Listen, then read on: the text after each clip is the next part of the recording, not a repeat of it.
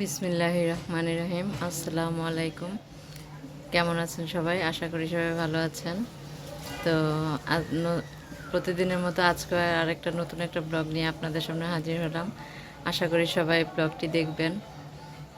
তো দেখতে থাকুন সবাই।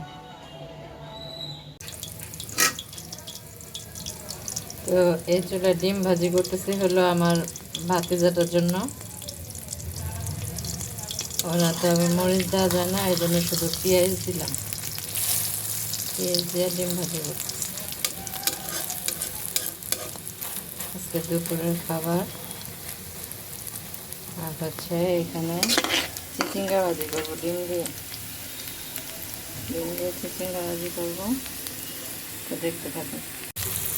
দেখুন, চিচিঙ্গা ভাজি বোনার জন্য আমি চিংড়ি মাছটা আমার ভাজা ভাজা হয়ে গেছে। এখন এখানে আমি চিচিঙ্গাটা ছেড়ে দিব। আর এখানে এই ডিমের জন্য আমি চিচিঙ্গা দিয়ে দিচ্ছি, কাঁচামরিচও ছেড়ে দিচ্ছি। এখন এটা হইতে থাক। চিচিঙ্গা থেকে পানি ছাড়ছে, ওই যে দেখেন পানি দেখা যায়। এই পানিতেই চিচিঙ্গা সিদ্ধ হয়ে যাবে, পানি দিতে হবে না।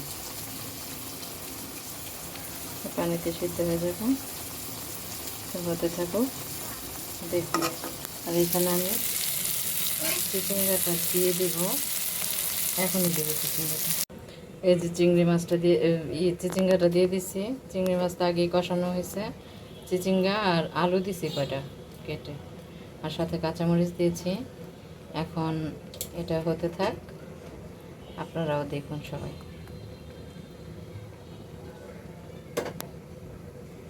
দেখুন, এই যে আমার চিচিঙ্গার তরকারিটা,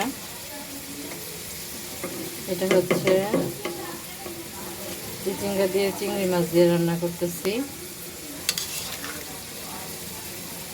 হালকা একটু মাখা মাখা ঝোল রাখবো, এর জন্য একটু ঝোল দিয়েছি।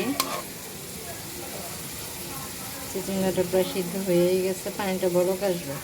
আসলে আমাদের বাসায় না দুপুরবেলা গ্যাস থাকে না, সকালে তো থাকেই না, দুপুরবেলা একই অবস্থা। আর এই ছেলে বসেছে হলো আপনার টাকি মাছ ভুনা করবো।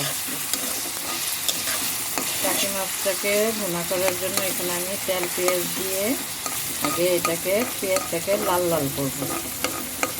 লাল লাল করে তারপর আপনার এখানে রসুনের পেস্ট, সব মশলা দিব। সব মশলা বলতে হলুদের গুঁড়া, মরিচের গুঁড়া, ধনিয়ার গুঁড়া এগুলো দিতে, তাই না?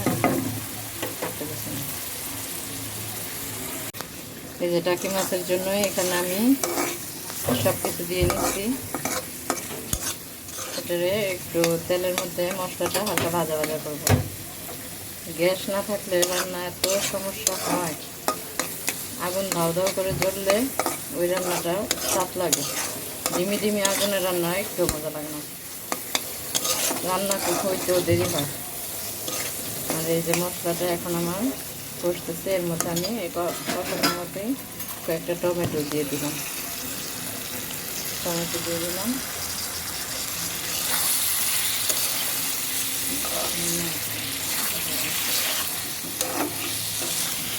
দেখুন, এটা কষুক, তারপর কষানো হবে। টাকি মাছটা কষাবো। টাকি মাছ কিন্তু আমি ভাজি নেই, এটা কষাই দিব।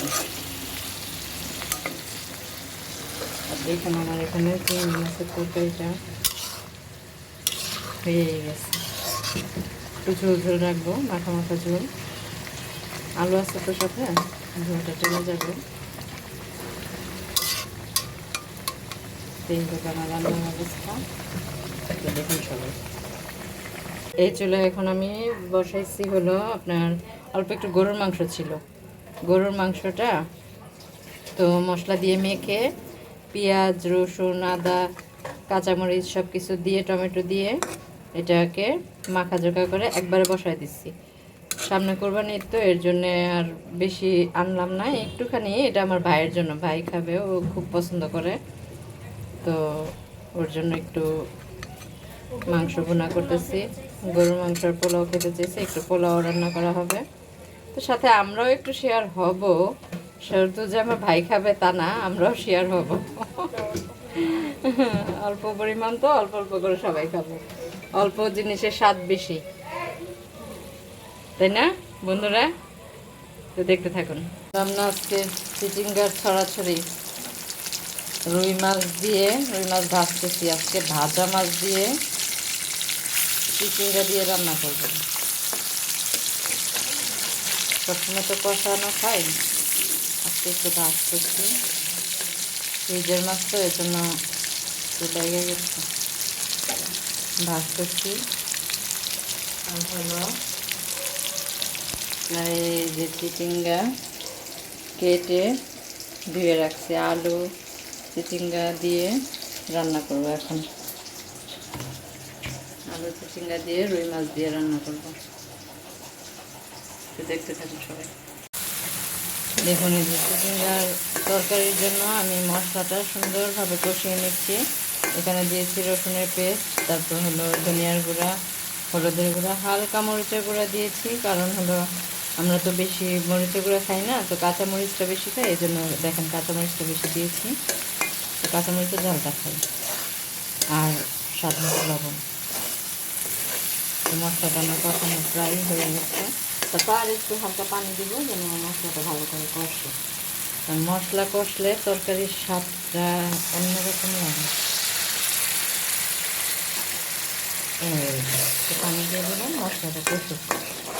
দেখুন তরকারিটা কীরকম টেস্ট হবে, কালারটা কত সুন্দর হয়েছে তাই না? কালারটা অনেক সুন্দর হয়েছে। চিচিঙ্গা দিয়ে রুই মাছ দিয়ে রান্না করতেছি, সাথে আছে আম ডাল। দেখুন আমার চিচিঙ্গার মশলাটা কষানো হয়ে গেছে, লেগে গেছে, একটু হালকা পানি দিই। আর বললাম না আজকে চিচিঙ্গার ছড়াছড়ি, এই কারণে বললাম যে চিচিঙ্গাটা একটা ভাজি করতে হলো ডিম দিয়ে, আর একটা হলো আপনার রুই মাছ দিয়ে। এটা আপনার রুই মাছ দিয়ে রান্না করতেছি। এখন আমি চিচিঙ্গাটা দিয়ে দিই। সুন্দর এই যে আমার তরকারিটা দেখুন কত সুন্দর একটা কালার আসছে। তরকারিটা আমি একটু পরে নামিয়ে ফেলবো, আলুটা সিদ্ধ হলেই নামিয়ে ফেলবো। হ্যাঁ, আলুও সিদ্ধ হয়ে গেছে। তো তরকারিটা আমার প্রায় হয়েই গেছে, তার একটু হবে, একটু হলেই নামিয়ে ফেলবো। দেখুন সবাই,